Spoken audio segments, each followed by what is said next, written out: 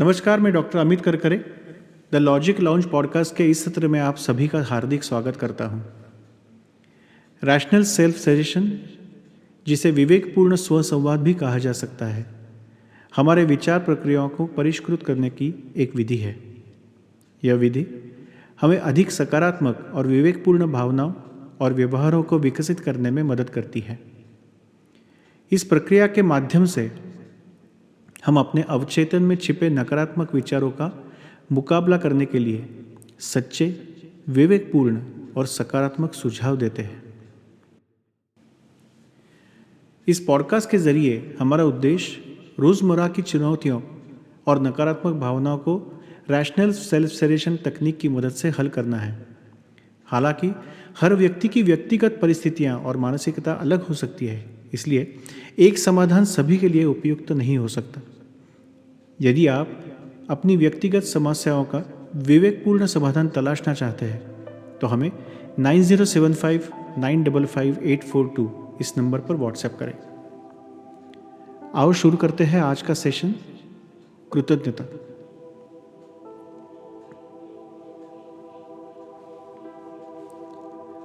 हम में से हर एक व्यक्ति अपने जीवन में छोटे और बड़े तनाव का अनुभव करता है।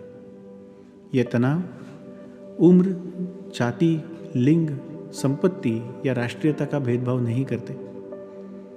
चाहे वह एक वैश्विक महाशक्ति का राष्ट्रपति हो या अपने परिवार का पेट पालने के लिए रोज की कमाई करने वाला मजदूर, तनाव हर किसी को प्रभावित करता है। जीवन की रोजमर्रा की चुनौतियां हमेशा हल नहीं होती और समाधान हमेशा तुरंत उपलब्ध भी नहीं होते। लेकिन एक आदत ऐसी है जिसे अगर रोजाना अपनाया जाए तो वह मुश्किल हालात का सामना सकारात्मक दृष्टिकोण के साथ करने में हमारी मदद कर सकती है। वह आदत है कृतज्ञता व्यक्त करना। कृतज्ञता का मतलब है जीवन की छोटी बड़ी चीजों के लिए सच्चे दिल से आभार प्रकट करना। इसका अर्थ है जो आपके पास है उसकी इज्जत करना और जो कुछ आपको प्राप्त हुआ है उससे संतुष्ट होना। अगर आप जीवित हैं तो निश्चित रूप से आपके जीवन में ऐसी चीजें हैं जिनके लिए आप भगवान या प्रकृति का धन्यवाद कर सकते हैं। आज के इस सत्र में हम विवेकपूर्ण कृतज्ञता ध्यान का अभ्यास करेंगे। इसे सुनते हुए आप महसूस करेंगे कि आप वास्तव में कितने भाग्यशाली हैं।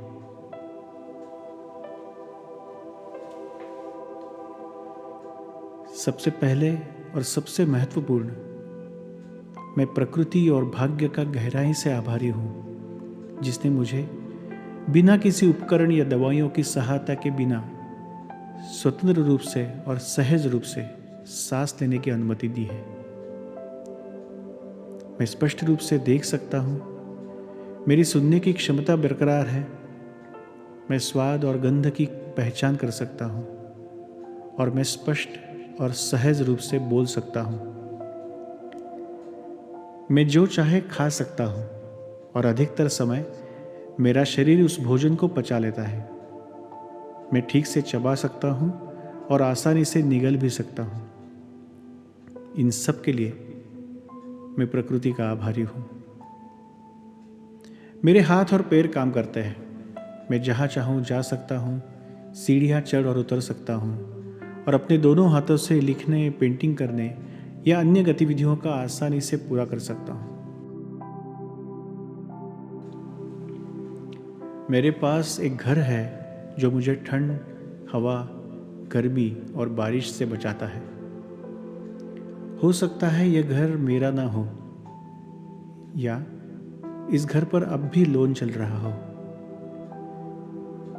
ये बहुत बड़ा या शानदार ना हो, लेकिन यह मेरे सिर पर एक छत है जो कई लोगों के पास नहीं है। इस घर में मेरा परिवार रहता है। मेरे पास कुछ करीबी दोस्त हैं, वो लोग जो कठिन समय में मेरा समर्थन करते हैं, मेरी गलतियों को माफ़ कर देते हैं और मेरे साथ खड़े रहते हैं। हर रात मुझे सोने का मौका मिलता है। शायद उतना नहीं जितना मैं चाहता हूँ, लेकिन इतना ज़रूर कि मैं तरोताज़ा हो जाऊँ। मेरे पास सोने के लिए एक बिस्तर है और ठंड से बचने के लिए एक कंबल है। इन सब के लिए मैं प्रकृति का आभारी हूँ। मेरे माता पिता ने मेरी शिक्षा की जिम्मेदारी उठाई, मुझे स्कूल के दिनों और आगे की पढ़ाई के लिए समर्थन दिया। मुझे अच्छे शिक्षक और सहपाठी मिले, जिन्होंने न केवल शैक्षणिक ज्ञान मुझे दिया, लेकिन अनुशासन और दिनचर्या का पालन करने की आदत भी सिखाई। इस शिक्षा का उपयोग करते हुए मैंने एक करियर बनाया है, चाहे वह नौकरी हो या व्यवसाय। ये मुझे संतोष, पर्याप्त आय और आर्थिक स्थिरता प्रदान करता है। इसके लिए मैं प्रकृति का आभारी हूँ। मैं यह भी जानता हूँ कि मेरा जीवन पूरी तरह से सरल नहीं गया। मैंने कठिन समय का सामना किया, जिससे मेरी सहनशीलता और दृढ़ता को मजबूत किया। मेरी गलतियों ने मुझे मूल्यवान सबक सिखाए। असफलताओं ने मुझे सुधार करने और फिर से प्रयास करने के मौके दिए। आलोचना ने कई बार मुझे बेहतर इंसान बनने में मदद की। कभी कभी तो मैंने अपमान भी सहा, लेकिन उन्होंने मुझे आत्मनियंत्रण सिखाया। आर्थिक कठिनाइयों ने मुझे धन प्रबंधन का मूल्य समझाया। निराशाओं ने मुझे धैर्य और साहस दिखाया। असफलताओं और संघर्षों ने मुझे नए समाधान और रास्ते की तलाश करने के लिए प्रेरित किया। इन सब के लिए मैं प्रकृति का आभारी हूँ। हाँ, मैंने कुछ प्रियजनों, कीमती चीज़ों और कुछ अवसरों को खो दिया, जिसका मुझे गहरा अफसोस है। लेकिन इन नुकसानों ने मुझे उनकी असली कीमत का एहसास भी करवा दिया। मैं इन अनुभवों से लिए आभारी हूँ, क्योंकि उन्होंने मुझे एक समझदार, मजबूत और अधिक जिम्मेदार इंसान बनाया है। इस सूची में कई चीज़ें ऐसी हैं जिन्हें हम अक्सर हल्के में ले लेते हैं, ऐसी चीज़ें जिन्हें हम अपना अधिकार समझते हैं, लेकिन कृतज्ञता के दृष्टिकोण से देखने पर हमें एहसास होता है कि हम वास्तव में कितने सौभाग्यशाली हैं, भले ही हमने पहले कभी इस पर ध्यान न दिया हो। अब से जब भी नकारात्मक विचार या भावनाएं मुझे घेर लेंगी, मैं इस सूची को फिर से देखूंगा, ताकि खुद को उस डिप्रेशन से बाहर निकाल सकूं।